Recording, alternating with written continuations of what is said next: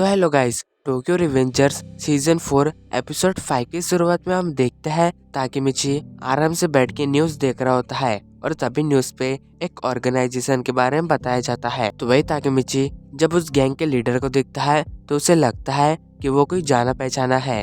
तो अब इसके बाद सीन शिफ्ट होता है। हम देखते हैं कि ताकेमिची बेंच पे बैठे हुए किसी का इंतजार कर रहा होता है और तभी वहाँ पे नाओटो आता है जो ताकेमिची से कहता है, तुमने जैसा कहा था मैंने उसी तरह बॉन्टेन के बारे में पूरी इन्फॉर्मेशन निकाल ली है। तो सबसे पहले ये जो बॉन्टेन है वो जापान की सबसे खतरनाक ऑर्गेनाइजेशन है। ये कई सारे बुरे काम करती है और पुलिस भी इनका कुछ नहीं बिगाड़ सकते। अगर मैं तुम्हें दूसरे शब्द में बताऊं तो जैसे फ्यूचर में टोक्यो मांची गैंग थी, ये गैंग भी वैसे ही है। तो वही फिर ताकेमिची पूछता है, और जो वो व्हाइट हेयर वाला बंदा था कहीं वो इजाना कुरेकावा तो नहीं? तो नाओटो कहता है इजाना पहले ही मर चुका है और जो तुम जिस व्हाइट हेयर वाले बंदे की बात कर रहे हो वो और कोई नहीं बल्कि सानो मांजीरो है। तो नाओटो की ये बात सुन के ताकेमिची बहुत ही हैरान हो जाता है।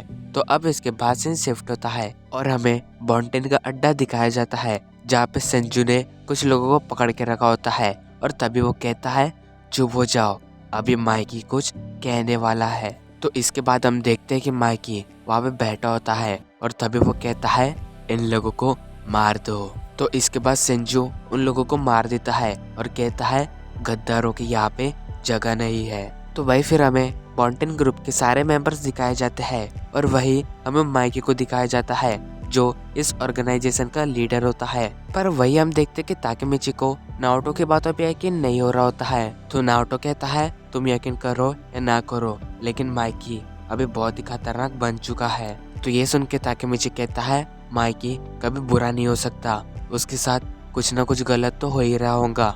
मैं माइकी से मिलना चाहता हूँ। ताकेमिची की ये बात सुन के नाओटो कहता है तुम क्या पागल हो गए हो? माइकी अब पहले जैसा नहीं है, अगर तुम अभी उससे मिले तो वो तुम्हारे साथ बहुत बुरा कर सकता है। लेकिन तभी हम देखते हैं कि ताकेमिची नाओटो के सामने अपना हाथ बढ़ाता है। तो ये देख के नाओटो कहता है प्लीज ताकेमिची तुम ऐसा मत करो, तुमने सब कुछ बदल दिया है, अब तुम्हें और कुछ बदलने की जरूरत नहीं है। माइकी ने खुद से अपना भविष्य चुना है, तुम उसे बदलने की कोशिश मत करो। पर वही ताकेमिची रोते हुए कहता है प्लीज नाओटो मुझे जाने दो, मैं इस बार सब कुछ सही करके आ जाऊंगा। तो ये सुन के नाओटो कहता है ठीक है, लेकिन मुझसे प्रॉमिस करो कि तुम जल्दी से जल्दी वापस आ जाओगे।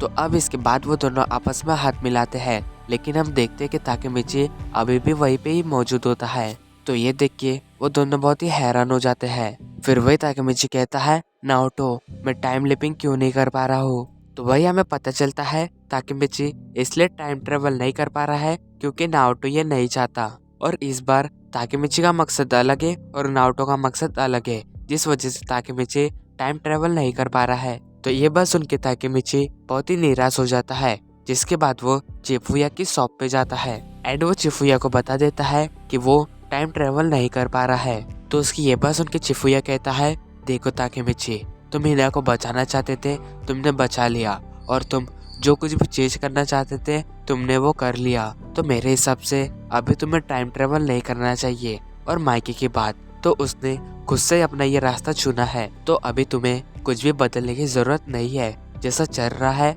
वैसा ही चलने दो। तो अब इसके बाद ताकेमिची वहाँ से जाने लगता है, पर जाते हुए वो माइकी के बारे में सोच रहा होता है।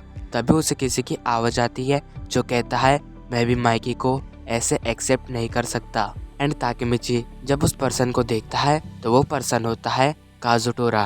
तो अब काजुटोरा ताकेमिची को बताता है 10 साल बाद जब मैं जेल से निकला तो तब मैंने सुना कि टोक्यो मांची गैंग डिसबैंड हो चुकी है, और जब मैंने ये सुना कि माइकी बहुत ही इवल बन चुका है तो मुझे बहुत ही बुरा लगा, और अब मुझे लगता है कि तुम माइकी को प्रोटेक्ट करना चाहते हो तो ठीक है, मैं भी तुम्हारी इसमें मदद करूंगा। तो काजुटोरा की ये बात सुन के ताकेमिची बहुत ही खुश हो जाता है क्योंकि कोई तो अभी उसका साथ देने के लिए उसके साथ होता है। तो अभी इसके बाद सीन शिफ्ट होता है। हम देखते हैं कि ताकेमिची आकुन के साथ होता है। ताकेमिची कहता है 2 महीने हो गए लेकिन मुझे अभी तक कुछ भी क्लू नहीं मिला, लेकिन मैं हार नहीं मानूंगा, मैं कैसे न कैसे करके माइकी को बचा के रहूंगा। फिर तभी ताकेमिची को एक कॉल आता है। वो जब कॉल को उठाता है तो सामने हकाई होता है जो उससे कहता है ताकेमिची टाइम कैप्सूल खोलने का समय हो चुका है। तो इसी के साथ हमारा एपिसोड 5 एंड होता है।